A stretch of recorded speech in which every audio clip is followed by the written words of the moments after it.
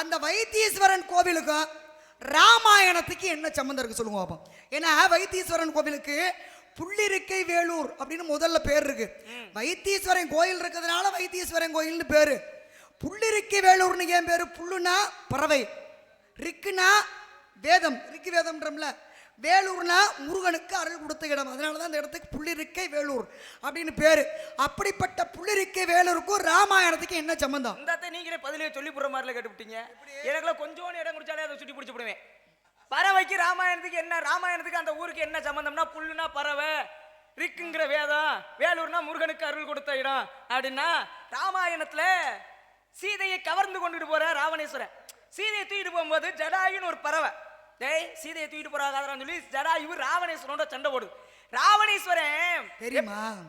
சொல்லுங்க சொல்லுங்க. இன்னும் ஆரம்பிக்கல கேள்வி எல்லாம். நானும் உங்களுக்கு கேள்வி ஆரம்பிக்கல. என்ன கேள்வி பேசுவோம்? இப்பதான் இனிமேல் தானே பேச ஆரம்பிக்க போறோம். 3000 கோடி வாழ்நாள் வாங்கிருந்தா ஈஸ்வர பட்டம் பெற்றவன். அதன் பிறகு ஒரு ஆயுதம் வச்சிருந்தான் கையில, சந்திரகாம்சம்ங்கிற வாள். அந்த வாளை வச்சிருக்க வரைக்கும் ராவணேஸ்வரனை யாராலையும் கொல்ல முடியாது. எதிரியை நினைச்சு வீசினா அந்த எதிரி சுத்தமா செத்தான். அப்ப எதிரி செத்த மாதிரி ஒரு வாள் பாத்தீங்களா? இது மண்டை தானே. ஒண்ணு பாட்டு பாடும்போது உள்ள ஓடிடுது. அப்ப கேள்வியை கேட்டு பதில போய் ஆற்றுங்க. நான் சொல்றது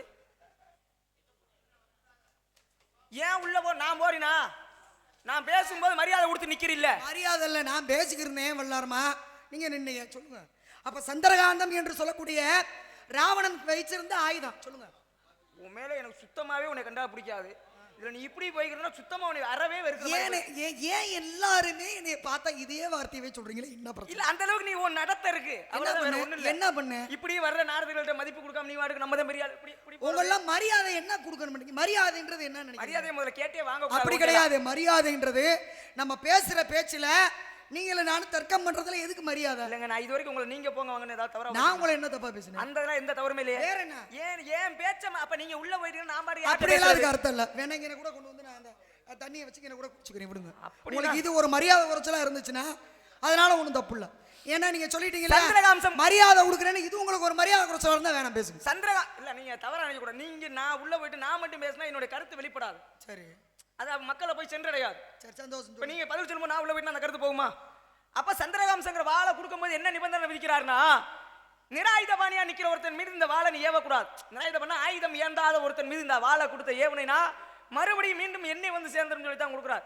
அப்ப சீதையை தூக்கிட்டு போகும்போது ஜடாயுங்கிற பறவை ராவணேஸ்வரோட போய் சண்டை ஓடுது. ஜடாயு பறவை கிட்ட ஏதாவது ஆயுதம் இருக்குமா? இல்ல, கூறிய நகங்களும் கூறிய அழகுகளும் மட்டும்தான் இருந்துச்சா. இதை வச்சு சண்டை ஓடும்போது என்னடா நம்ம தூக்கிட்டு போய்க்கு இருக்கும்போது ஒரு பறவை வந்து நம்மளை இப்படி வந்து தொந்தரவு பண்ணு சொல்லிவிட்டு இந்த சந்திரகாம்சங்கிற வாளை யோசிக்காம ஏவுறா. ஏவுனோடனே ஜடாயு வெட்டப்பட்டு கீழே விழுந்து கிடக்கு.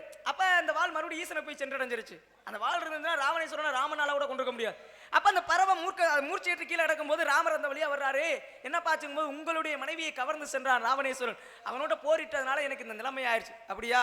அப்ப தன்னுடைய மனைவிக்காக இன்னுயிர் நீத்த இந்த நண்பனுக்கு நம்ம ஈமக்காரியங்களை பண்ணணுமேன்னு ஜடாயுங்கிற பறவைக்கு தகனம், அதாவது ஈமக்காரியம் கடைசி காலகட்டத்தில் செய்ய வேண்டிய அந்த கடமைகளை செஞ்ச இடம் தான் புள்ளிருக்க வேலூர் அப்படிங்கிற இங்க இருக்க வைத்தீஸ்வரன் கோவில். இன்னைக்கும் அந்த கிழக்கு வாசல் வழியாக ஜடாயு குண்டம் அப்படின்னு ஒரு இடமே இருக்கு.